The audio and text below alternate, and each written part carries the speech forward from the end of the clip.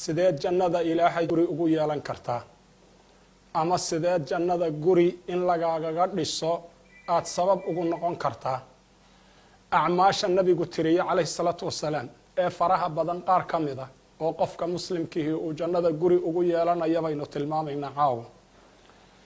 nabigu calayhi salaatu wasalaam wuxuu ka sheekeeyey jannada wuxuu tilmaamay inay ku yaalaan shuqooyin iyo qolal iyo guryo kuwaasoo aada u qurux badan oo aada u nadiifa kuwaasoo qofku gurigiisa markuu ku dhex jira uu waxa dibadda jooga arkayo markuu dibadda joogana uu waxa gudaha ku jira iyo arkayo ghurafan yuraa daahiruhaa min baatinihaa wa baatinuhaa min daahirihaa guryaha aadka u quruxda badan markuu nabigu tilmaamay oo carabaabay buu nin reer baadiye ah oo nabiga dhagaysanayay ayuu jilba joogsaday ama labada low buu ku istaagay wuxuu yidhi rasuulka ilaahay ow liman guryaha ayaa loo dhisay oo yaa iska leh wuxuu yidhi liman adyaba alkalaam qofka hadalkiisa wanaajiya oo maanta maadaama in ramadaan ku jirna waxaan u baahan nahay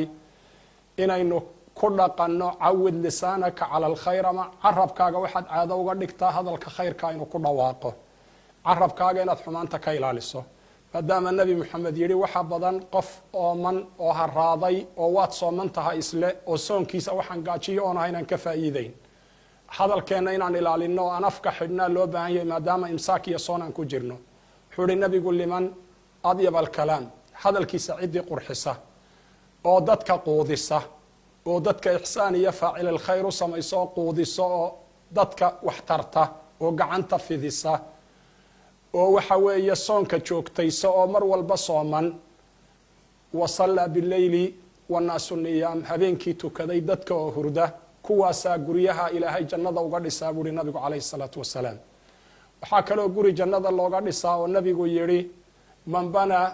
masjidan lilahi bana allahu lahu beytan fi ljanna aw kama qaala sala allahu alay wasalam xadiidka saxiixa qofku hadduu guri dhiso ilaahay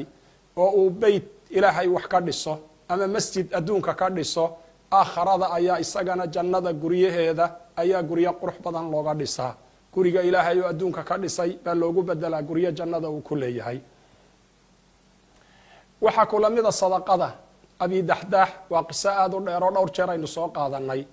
waxa uu ahaa abidaxdaax nin mu'min ahoo dadkii madiine joogay ka mid a waxa uu lahaa beer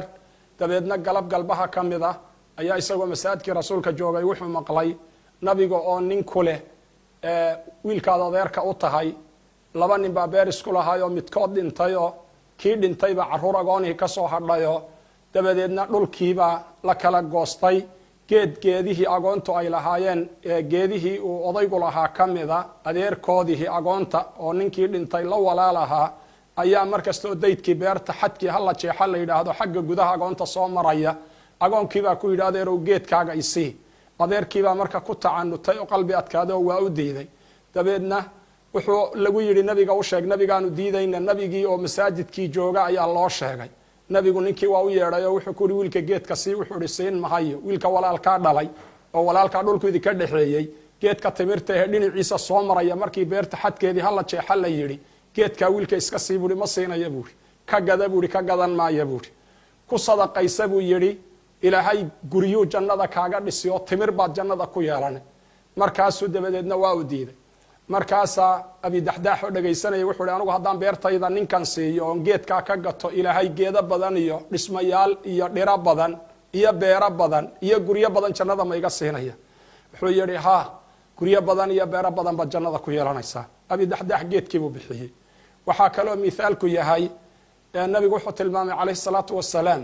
guriga aad dhisaysaay qaarkeen waxay odhan karaan anigu masaajid lacagaan ku dhisa ma hayo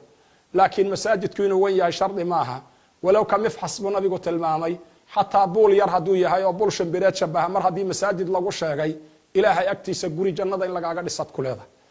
waxa uu nabigu yihi calayhi salaatu wasalaam qofka intuu suuqa soo gala yidhaahda laa ilaaha ila allah waxdahu laa shariika lah lahu lmulku walahu alxamdu yuxyi wayumiituhu calaa kulli shayin qadiir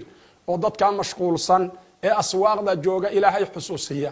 hadalkaa uu yidhi ee wanaag iyo miisaan kale guri baa jannada loogaga dhisaa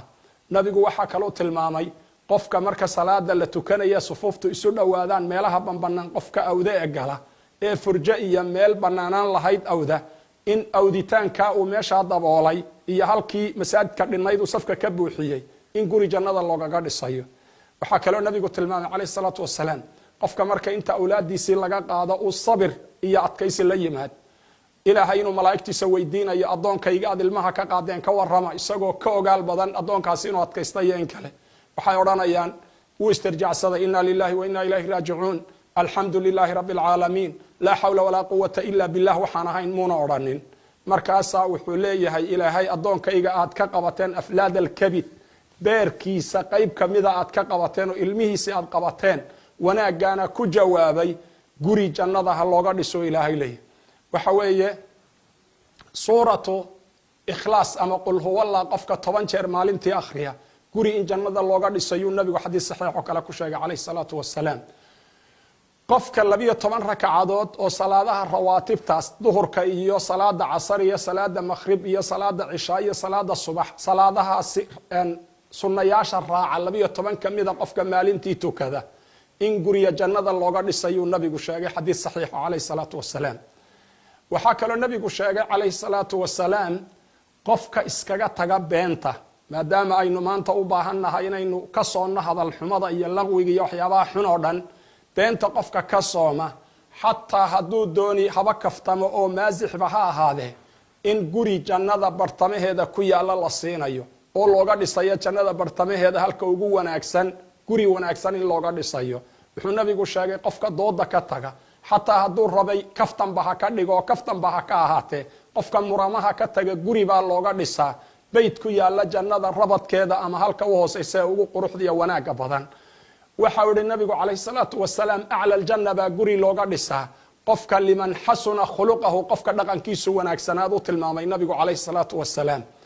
intaas iyo in badan oo kale oo la mida ayaa waxay yihiin sababaad ku kasban karto guri jannada in lagaaga dhiso. waad garanaysaa macnaha ay ku fadhida guri jannada in lagaaga dhiso. waad garanaysaa hamigaagu inuu yahay maadaamaad qof muslima tahay inaad ilaahay raalli geliso ridaha ilaahayna janno inaad ku hesho. ridaha ilaahay inaad janno ku hesho waad garanaysaa qiimaha ay leedahay. waxaynu leenahay marka acmaashaas 8 iyo 9 ilaa 10 midkood baynu ku soo afmeernay. 10ka camal haddaad tahay qof ka shaqeeyo u dhagan nugulo adduunyada inta uu nool yahay qalbigiisa ay macno ka keenaan waxa weeye guri baad maxaan ku dhaha ilaahay agti ku leedahay jannada inaad guri ku leedahay buu nabi maxamed kuugu bishaareeyey annaguna waanu kuugu bishaaraynaynaa inaga oo rumaysan. nabigu wuxuu yidhi calayhi salaatu wasalaam ramadaanka markii la joogay man qaama ramadaan iimaanan waxtisaaban man saama ramadaan iimaanan waxtisaaban man qaama leylata alqadri iimaanan waxtisaaban. mar walba waxaan u baahannahay oo shuruudda camalkeenna inaan ikhlaas iyo mutaabaco la nimaadno. marka ilaahay idamkii jannada kuwa dhaxla ilaahay haynaga dhigo. ilaahay kuwa uu ka raalli noqday haynaga dhigo. ilaahay kuwa uu acmaashiisa karsiiyey oo addoommo ilaahay u khidmeeya allah haynaga dhigo oo diintiisa u adeega. intaasaan kusoo koobi lahaa. waxaan odhan lahaa xusuustii ahayd addaalu cala alkhayri ka faacilihi khayrka qofka dadka tusaay